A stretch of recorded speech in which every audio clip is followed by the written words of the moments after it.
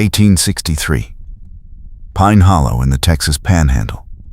And Olive Crawford stood on the porch of her small homestead, watching the eastern horizon darken with hail clouds, while the banker's notice nailed to her door flapped in the rising wind.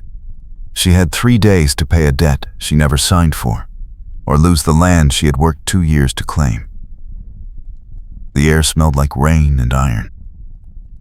She touched the silver locket at her throat, a habit now, though she still did not know why the old circuit rider had pressed it into her hand 3 months ago with his dying breath and whispered a name she had never heard before. 28 years old, former circus rider who could stand on a galloping horse and never fall. And now she was about to lose everything, because a crooked banker named Bartholomew Merrick had forged her signature on loan papers she had never seen. The hail came in suddenly, white and vicious, tearing through the young corn in the field and drumming on the roof like rifle fire. She stepped inside and barred the door just as a rider appeared through the storm, a man in a dark coat on a black horse, coming fast. He dismounted in one smooth motion and ran for the porch, and she opened the door a crack. "I need shelter, just until this passes." His voice was calm, steady, like he had ridden through worse. She let him in because leaving a man in a hailstorm was not something she could do, even if every instinct told her strangers meant trouble. He took off his hat and shook the ice from it, and she saw his face clearly for the first time. Handsome in a hard way, with eyes that measured everything. "You picked a bad day to ride through." "I did not pick it. It picked me. Name is Elias Brennan." She did not offer her own name, just gestured to the chair by the cold stove. The hail hammered the roof, and through the single window she could see her cornfield being destroyed, every stalk beaten flat. 2 years of work, gone in 10 minutes.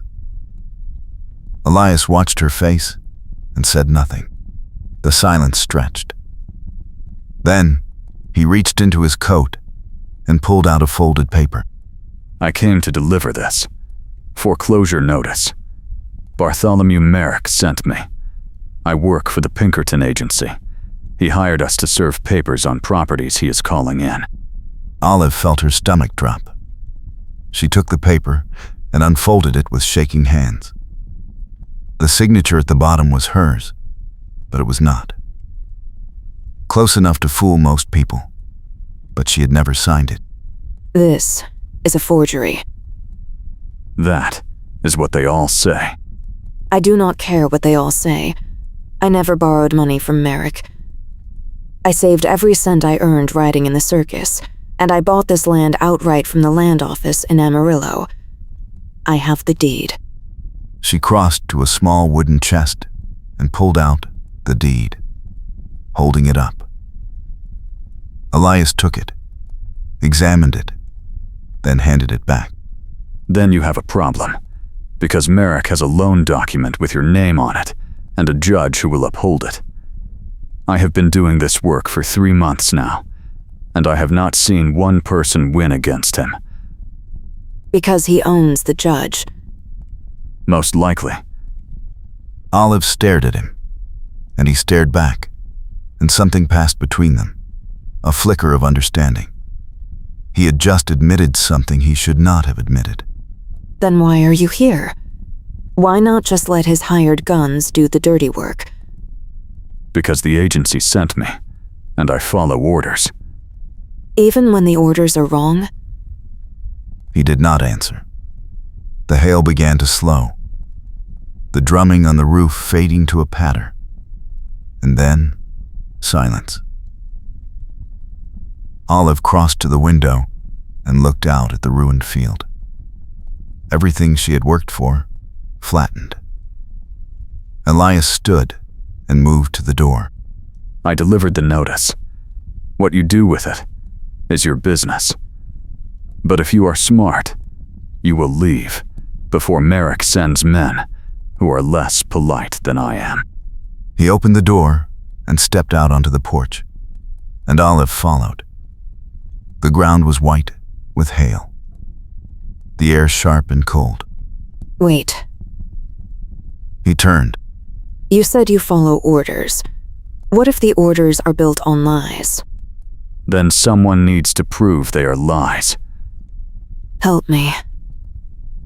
He shook his head. I am not in the business of helping people fight my clients. Even when your client is poisoning the river and stealing land? That stopped him. What are you talking about? Merrick owns a tannery upstream. For the last year, the water has been running brown and the fish are dying. People are getting sick. He is buying up the land cheap when families have to leave because their wells are fouled. Then, he resells it to the railroad once the survey is filed. He is going to be governor if no one stops him. Elias looked at her for a long moment, then back at the ruined field. That is a serious accusation. It is the truth. And if you are half the man you pretend to be, you will find out for yourself. He put his hat back on and mounted his horse. I will be at the hotel in town. If you have proof, bring it to me. He rode away through the hail-strewn field, and Olive watched until he disappeared into the cottonwoods. Then she went back inside and sat down at the table, the foreclosure notice in front of her. She touched the locket again, and this time she opened it. Inside was a photograph, old and faded, of a man and a woman standing in front of a church. The man looked like Elias Brennan. Exactly like him. Same jaw, same eyes, same hard set to his mouth. But the photograph was at least 20 years old. Maybe more. She turned it over. On the back, written in careful script, was a single line, "To my son, Elias, when the time comes." She closed the locket and sat very still. The circuit rider had known. Somehow, he had known Elias would come, and he had left this for her to find. Or for Elias to find. She did not understand it, but she knew one thing. She was not leaving Pine Hollow without a fight. The next morning, Olive rode into Pine Hollow on her old bay mare. The town was small, just a handful of buildings clustered around the stage road, hotel, general store, saloon, blacksmith, and the bank, Merrick's bank. She tied her horse outside the general store and went in. The owner, a thin man named Horace, greeted her with a tight smile. She bought coffee and flour, and while he wrapped them, she asked quietly if anyone else had received foreclosure notices. Horace glanced at the door, then leaned in. The sheriff had gotten one. So had the widow Thompson. So had the Garcias, who ran the livery. All in the last month. All with signatures that looked right, but felt wrong. Olive thanked him and left. She walked down the street to the hotel.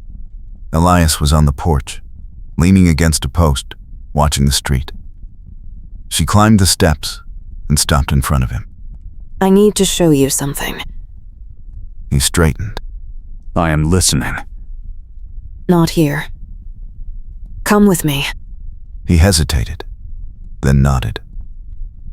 They walked to the edge of town where the creek ran through a stand of cottonwoods. The water was brown and sluggish, and the smell was wrong, sharp and chemical. Olive knelt by the bank and dipped her hand in, then held it up. Her palm was stained dark. This is what Merrick is doing. The tannery is 2 miles upstream. He dumps the lye and the dye waste straight into the creek. This water used to run clear. Now, it is poison. Elias crouched beside her and looked at the water, then at her stained hand. How long has this been happening? A year, maybe more. People started getting sick last winter. Fever, stomach pains, The doctor could not explain it. Then, the fish died. Then, the cattle stopped drinking from the creek and had to be driven farther out. Families left because they could not farm without water. Merrick bought their land for nothing and is sitting on it until the railroad comes through. And you think he is forcing people out with fake loans so he can buy more? I do not think it. I know it. Elias stood and looked upstream, toward where the tannery would be. If you are right, he is committing fraud on a scale that could land him in prison. But you need proof. Real proof. Not just water and stories. Then help me get it.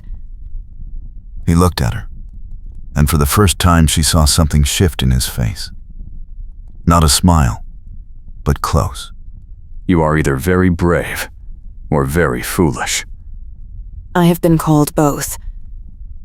If Merrick finds out I am working against him, he will have me killed. The Pinkertons do not take kindly to agents who turn on clients. Then do not tell them. He laughed, a short, rough sound. You make it sound simple. It is simple. You choose what kind of man you want to be. That hit him. She could see it in the way his jaw tightened, the way he looked away. I will think about it. Do not think too long. I have 3 days before Merrick sends men to take my land. She turned and walked back toward town, leaving him standing by the poisoned creek.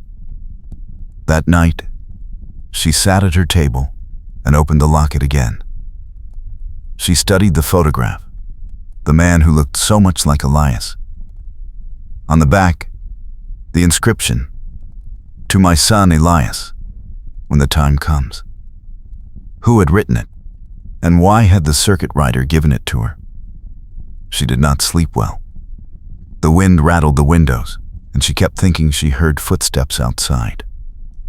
When the sun rose, she was already dressed and making coffee when someone knocked on the door. She opened it to find Elias standing there, his horse tied to the porch rail. I need to see that deed again.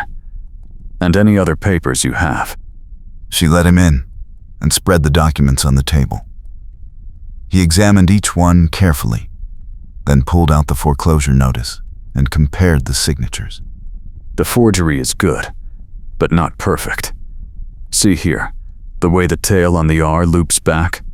Your real signature does not do that. But a judge will not care unless we can prove Merrick ordered it. How do we prove that? We get into his office and find the original documents. If he kept them, if he was careless, we might find the draft copy or the forger's notes. And if he was not careless? Then, we are in trouble. Olive poured coffee and handed him a cup. Why are you helping me? Because you were right. I need to choose what kind of man I want to be. And I am tired of serving papers for men like Merrick. He reached into his coat and pulled out a folded envelope. Also, I got this last night. Letter from the Pinkerton office in Chicago. Seems someone filed a complaint about my conduct. Merrick sent word that I was asking too many questions and suggested I be reassigned. So you are already in trouble. I am already in trouble. Olive sat down across from him. There is something else. Something I need to show you. She pulled the locket from around her neck and opened it, then slid it across the table. Elias picked it up and stared at the photograph. His face went pale. Where did you get this? A circuit rider gave it to me 3 months ago. He was dying. Fever. And he pressed it into my hand and told me to keep it safe. He said someone would come for it. Who was he? I do not know. He never said his name. But look at the back. Elias turned the photograph over and read the inscription. His hand shook. This is my father. I never met him. My mother told me he died before I was born, in the war. She said he was a preacher who rode the circuit in Texas and got caught in a skirmish near the border. Then, he did not die. Or he died later. He gave me this to give to you. Why? Why would he do that? I do not know. But he knew you would come here. He knew I would need help, and he knew you would be the one to help me. Elias closed the locket and stared at it for a long time. Then, he looked up at her, and his eyes were bright. My mother never remarried.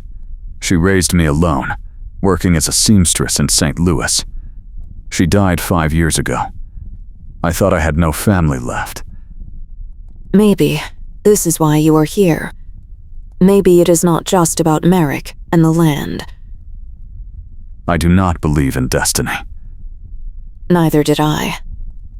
Until now.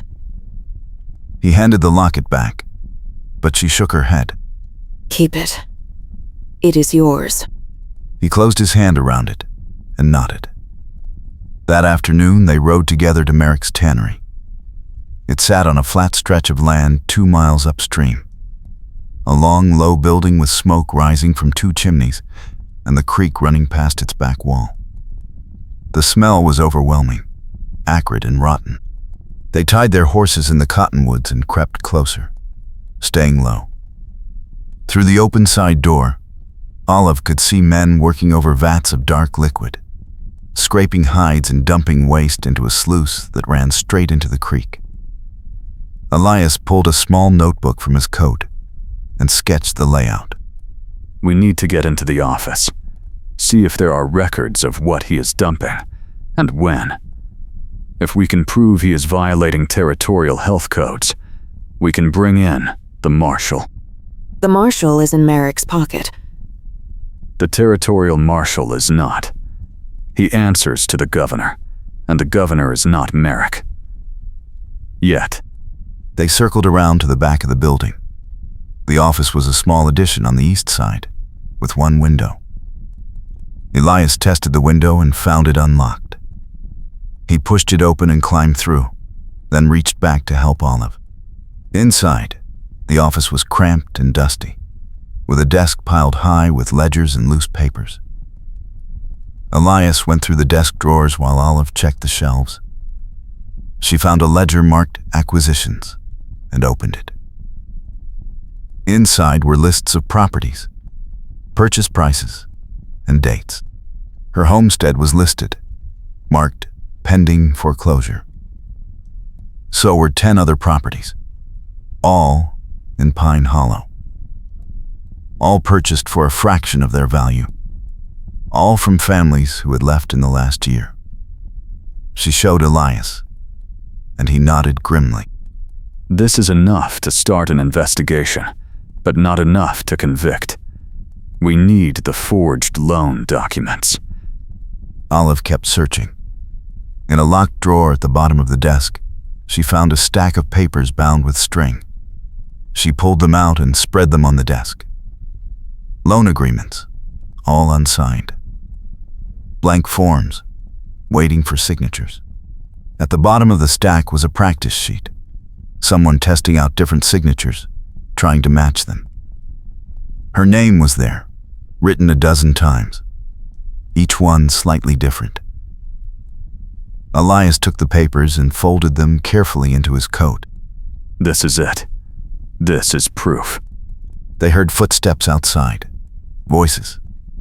Olive froze. Elias grabbed her hand and pulled her toward the window, but the voices were coming closer. The door handle rattled. Elias shoved her behind the desk and crouched beside her, one hand on his revolver. The door opened, and Bartholomew Merrick walked in.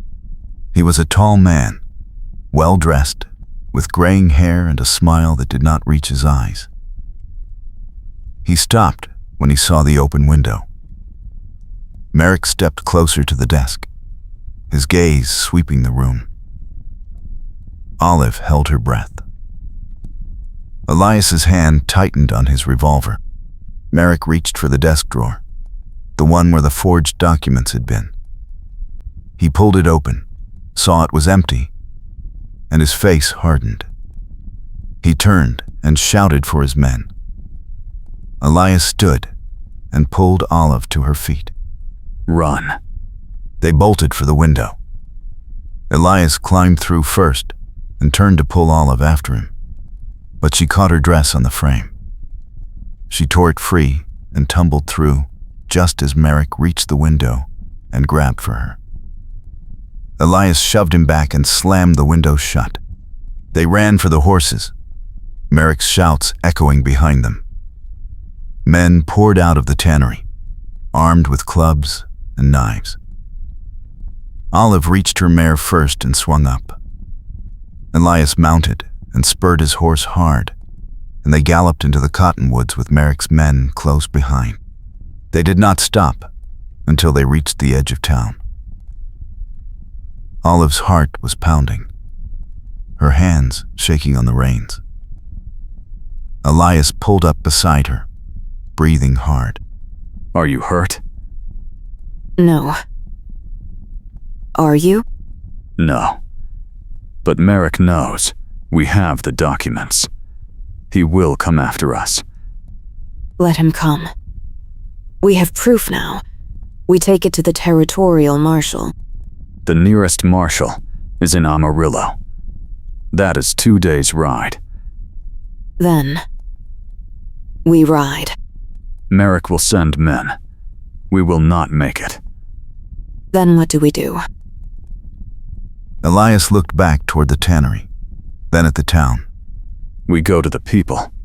We show them what Merrick has been doing. If enough of them stand with us, he cannot touch us. You think they will stand? They are scared. They are scared because they are alone. But if we show them they are not alone, they will fight. Olive nodded. They rode into town and stopped in front of the saloon. Elias dismounted and walked inside. Olive followed. The room went quiet when they entered. A dozen men sat at tables, drinking, playing cards.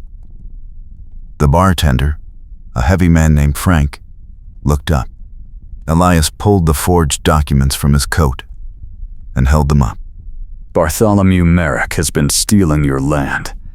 He has been forging loan papers and buying up properties with money made from poisoning your water. I have proof. Frank crossed his arms. The sheriff was there, sitting in the back corner. The widow Thompson was there too, having a meal. One by one, people stood.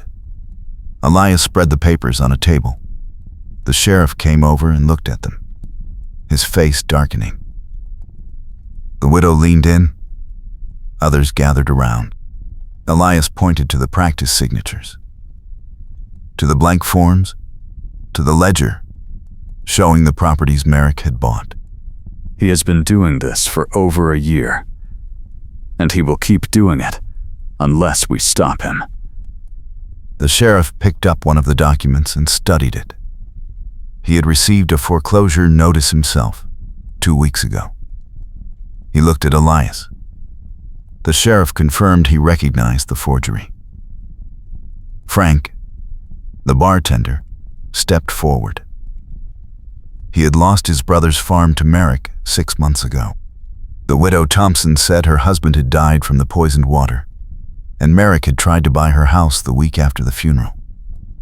One by one, people spoke. The anger in the room was palpable. Elias let them talk. Let them share their stories. Then, he held up a hand. Merrick knows we have this evidence. He will send men to take it back, and he will try to silence anyone who stands against him. But if we stand together, if we take this to the territorial marshal in Amarillo, we can stop him. I need volunteers to ride with me. The sheriff stepped forward first. Then Frank. Then 3 other men. The widow Thompson said she would stay and organize the women and children, make sure everyone was safe. Olive looked at Elias, and he looked back, and something passed between them again. Something deeper than words. I am going with you. It is too dangerous. I am going. He did not argue. They gathered supplies and horses. By the time the sun was setting, they had a group of 8 riders, including Elias and Olive. They rode out of Pine Hollow as the light faded, heading east toward Amarillo.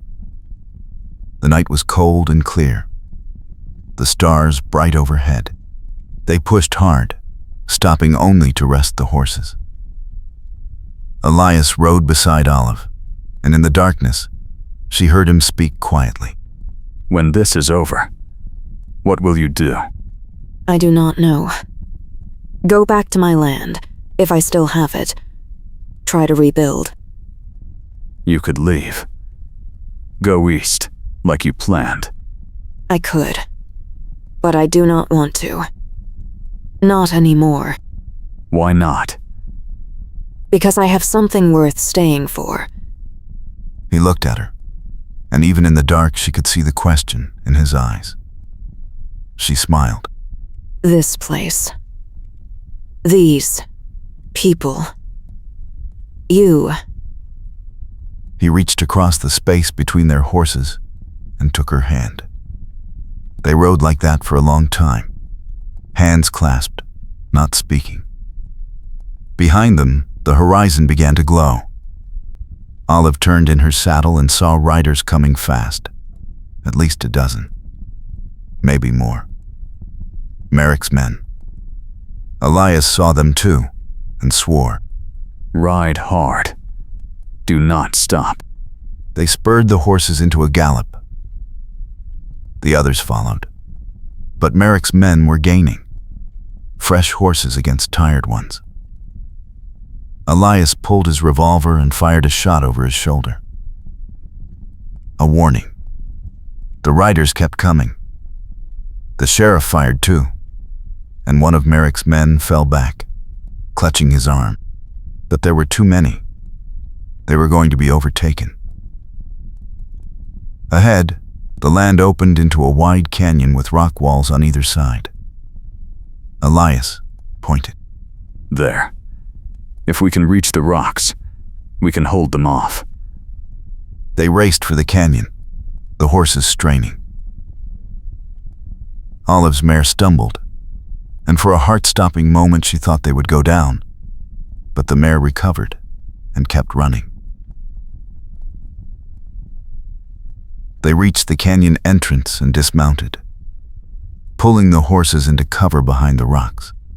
Elias positioned the men, told them to conserve ammunition, to aim carefully.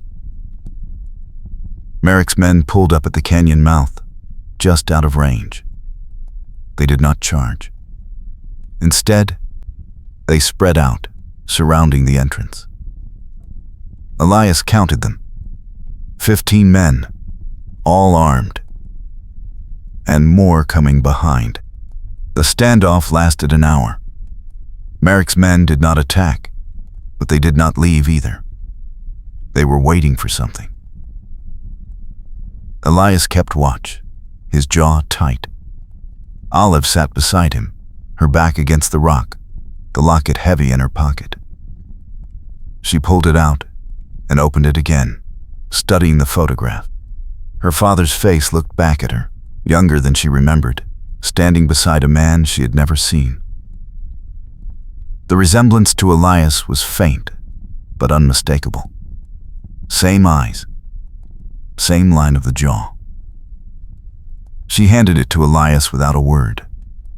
He stared at it for a long moment, then closed his eyes. My brother. Your brother? Half-brother. Same father, different mothers. I never knew him. He left home when I was a boy, went west, and never came back. His name was Crawford. He married my mother. Then, he died. Yes. And you kept his locket. He gave it to her before he left for the war. He never came back. Elias looked at her, something shifting in his face. I am sorry. It is not your fault. But it is my family. My uncle sent me here to finish what my father started, and I did not know. She reached out and touched his hand. You are not him. You are not Merrick. You chose differently. He looked at her, and she saw the weight he carried, the guilt he felt for the Pinkerton work he had done, the lives he had helped ruin in the name of progress and profit. I cannot undo what I have done, but I can stop him now. Then, we stop him. Together. He nodded. He turned back to the canyon mouth. Merrick's men were still waiting. The sun was climbing higher, the heat building. The hailstorm had passed, leaving the ground slick and muddy. But now, the sky was clearing. Elias knew they could not stay here forever. Sooner or later, Merrick's men would charge, or they would simply wait them out. No water, no food, horses already exhausted. The sheriff crawled over to Elias, his face grim. The sheriff said they could not hold this position long. Merrick would send for more men, or simply wait them out. Elias nodded. He knew. He looked at Olive, who was checking the horses, calming them. She met his eyes, and he saw the same stubborn resolve he felt. We need to get word to the territorial marshal. If we can hold them here until nightfall, someone can slip out and ride for help. The sheriff nodded. But Merrick's men had other plans. One of them rode forward, waving a white cloth. Elias stood, cautious, his gun still drawn. The man stopped at the edge of cover, hands raised. He shouted across the distance. The words carried clear. Merrick wanted to talk. He was offering a deal. If they handed over the documents and Olive Crawford, the rest of them could ride away. No one else had to die. Elias looked at Olive. Her face was pale but set. No. She said it quietly, but with steel. I will not hide anymore. I will not let him win. Elias nodded. He called back to Merrick's men. Tell Merrick, we are coming to Pine Hollow. If he wants a fight, he can meet us there. There was laughter from the other side. One of the men shouted back that Merrick owned Pine Hollow, that they were already dead. They just did not know it yet. Elias did not answer. He turned to the sheriff. Is there another way out of this canyon?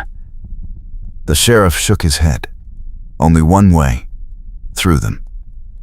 Elias looked at the rock walls, at the narrow passage behind them. He had an idea. He turned to Olive. Can you ride hard through rough ground? Yes. Good. There is a way out the back of this canyon. It is narrow, but it leads to the creek. If we can get through, we can circle around and come at them from behind. The sheriff nodded. The old smuggler's trail. I know it, but it is tight. One at a time. Then we go now, before they close it off. They gathered the horses and led them deeper into the canyon, moving quickly and quietly. Merrick's men did not follow yet, content to wait them out. The canyon narrowed, and Elias found the trail the sheriff had described, a steep rocky path that climbed up the side of the canyon wall. They led the horses single file, scrambling over loose stones. It was slow going, and every sound echoed. But they made it to the top without being seen. From the ridge, Elias could see Merrick's men below, still waiting at the canyon mouth. We circle around. Come at them from behind. The sheriff nodded. They moved quietly along the ridge, the horses picking their way through scrub and rock. Olive's heart pounded. She had never been in a gunfight before. She had faced danger, yes, but not this. Not men trying to kill her. Elias kept close to her, his hand on her back, guiding her. They reached a point above the canyon entrance, looking down on Merrick's men. The sheriff and his deputies spread out along the ridge. Elias checked his revolver, reloaded it. He looked at Olive. Stay behind the rocks. Do not come out until I tell you. I am not staying behind. Olive. I can shoot as well as any of them. Better than some. He wanted to argue, but he saw the fire in her eyes and knew it would do no good. He nodded. Stay close to me. She nahin the brun. The word was supposed big to me, what's plus, and it's to round her. She mentioning in the story, within a not her hand. This place where lost to miles white, I'll but my end. Cone the stranding I didn't pick it out of that thing. I also minded then, all the calming in the player door spoons the Tory the strying for the valor. Nodded. The sheriff moved among the men, checking weapons, whispering orders. Elias looked out at Merrick's men. They were waiting, probably for reinforcements, or for nightfall. He turned to Olive. If they charge, you get on that horse, and you ride. Do not wait for me. I am not leaving you. Olive. No. Her voice was steady. He saw the resolve in her eyes and knew arguing was useless. He reached out and touched her cheek, just once, a brief contact, and then he turned back to the canyon mouth.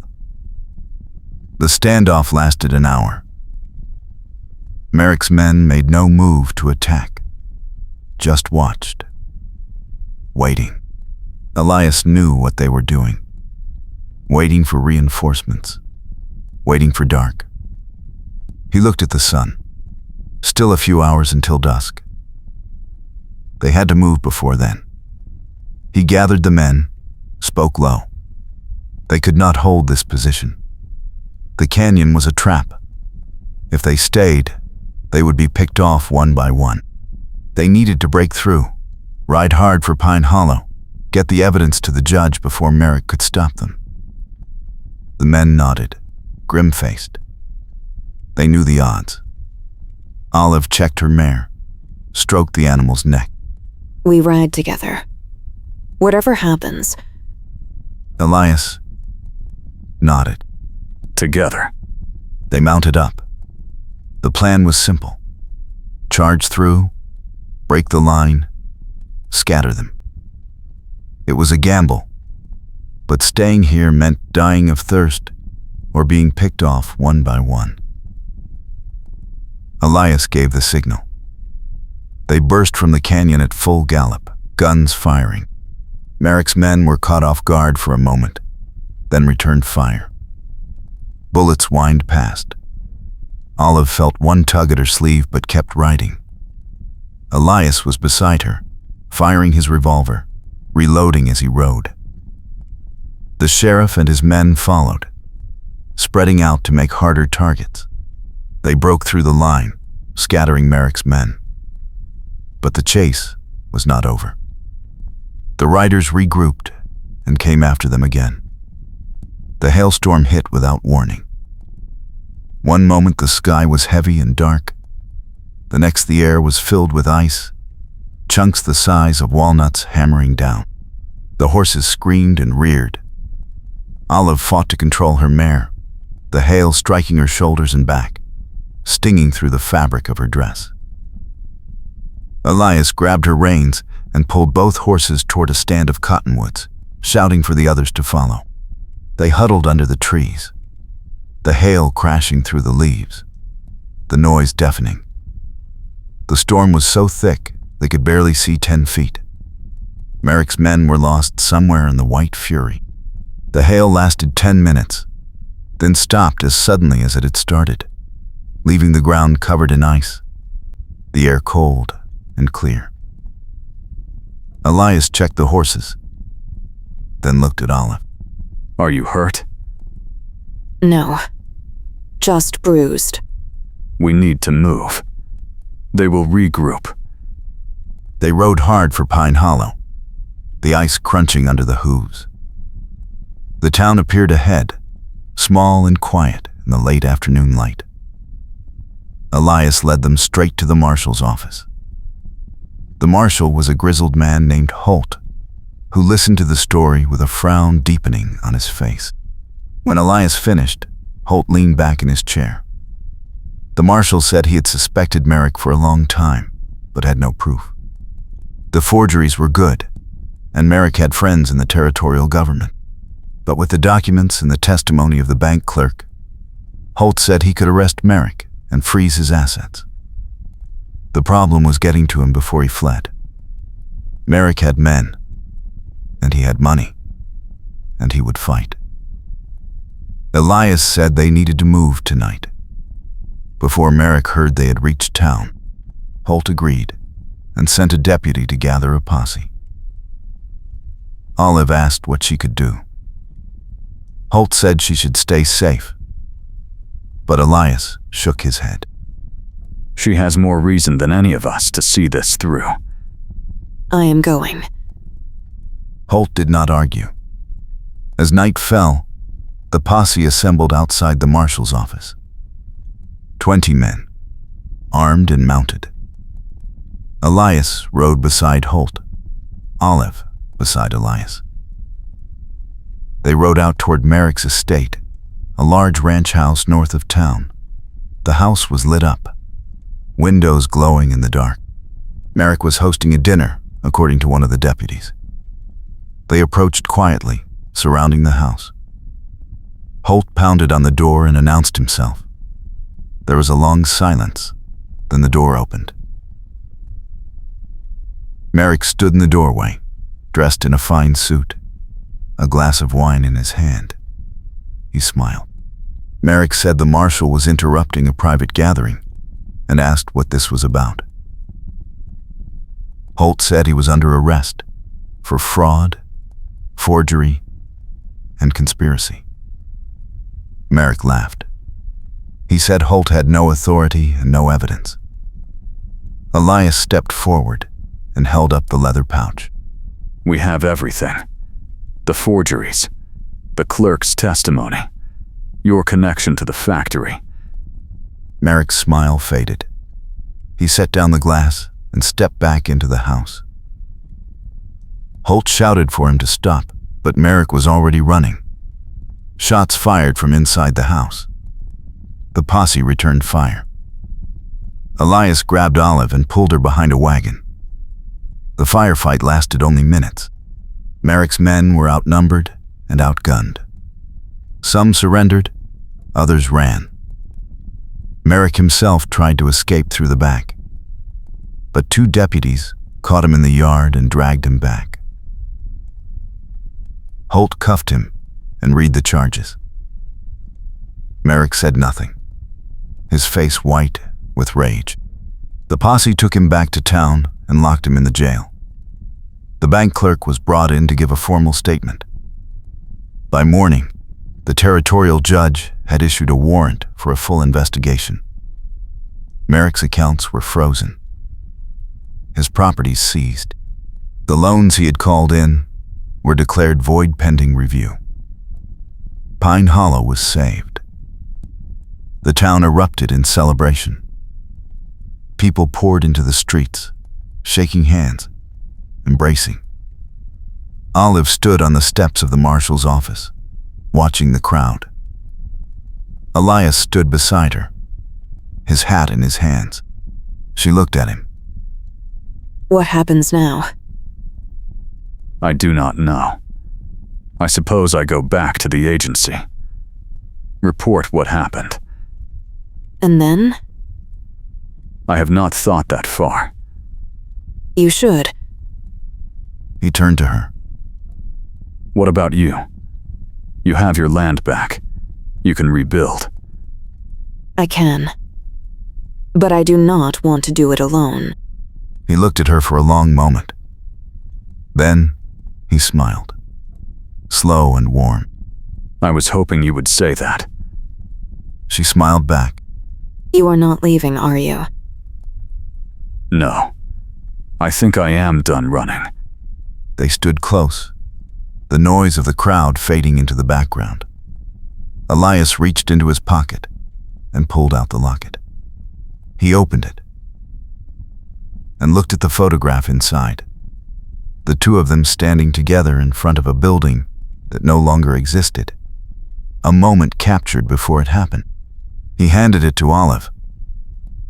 This is ours. It always was. I know. She took the locket and closed it, then slipped the chain over her head. The silver rested against her collarbone, warm from his hand. The next days passed in a blur of work and planning. The town council met to discuss the future of the stage line and the loans. Elias testified at the hearings. Olive worked with the other landowners to organize the recovery. The hailstorm had damaged the crops, but the land was still good. They could replant in the spring. Together, they would survive. Elias spent every evening at Olive's small cabin on the edge of town, helping her repair the roof and replace the broken window. They talked late into the night, about the past and the future, about what they wanted and what they feared. He told her about his childhood in St. Louis, about the brother he had lost to fever, about the years he had spent chasing criminals across the frontier. She told him about the circus, about the horses she had trained, about the dream she had carried of going east to start fresh. They found that their dreams had changed. She no longer wanted to leave. He no longer wanted to run. One evening, as they sat on the porch watching the sun set over the creek, Elias took her hand. I sent a letter to the agency. Told them I am resigning.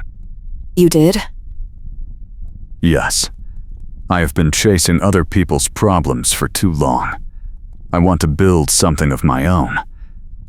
What will you do? I thought I might try ranching, if I can find a good partner. She laughed. I might know someone. Is that right? She has a piece of land. Not much, but it has good water and a view. Sounds perfect. He leaned closer. Olive, I am not good at this. I have spent my life alone, but I do not want to be alone anymore. I want to be with you. I want to build a life with you. If you will have me. She turned to him, her eyes bright. I will. He kissed her then, soft and slow, the last light of the sun warming their faces. When they pulled apart, she rested her head against his shoulder. What do we do first? We start. The days turned into weeks. Elias moved into the cabin. They worked the land together, clearing brush, mending fences, planning for the spring planting. The town supported them. Neighbors brought food and tools. The marshal stopped by to check on them. The circuit preacher came through and married them in a simple ceremony by the creek, with the whole town as witness. Olive wore a simple white dress that one of the town women had lent her. Elias wore his best shirt and a new hat. They stood by the water, holding hands, and spoke the vows. When the preacher pronounced them married, Elias kissed her, and the crowd cheered. They celebrated with a meal in the town square, long tables set up under the cottonwoods, food and music and laughter. As the evening wore on, Olive and Elias slipped away, walking back to the cabin hand in hand. The stars were bright overhead, the air cool and clean. Inside, Elias lit the fire while Olive changed out of the dress. When she came back, he was standing by the window, looking out at the dark land. She came up behind him and wrapped her arms around his waist. Are you happy? Yes. More than I ever thought I could be. Good. Because I am not letting you go. I am not going anywhere. They stood together in the quiet, the fire crackling behind them.